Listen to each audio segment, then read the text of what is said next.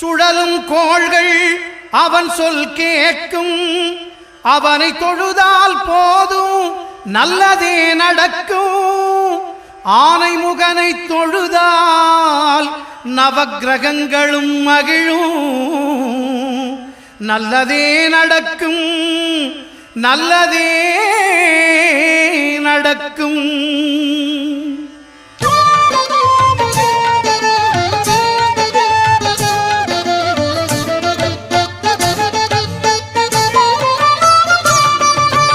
ஒன்பது கோளும் ஒன்றாய் காண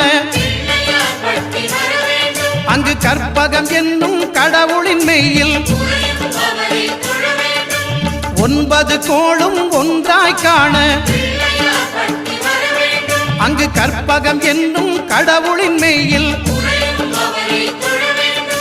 சூரியன் முதலாய் 9 கிரகமும் பலவித குணங்களை கொண்டிரு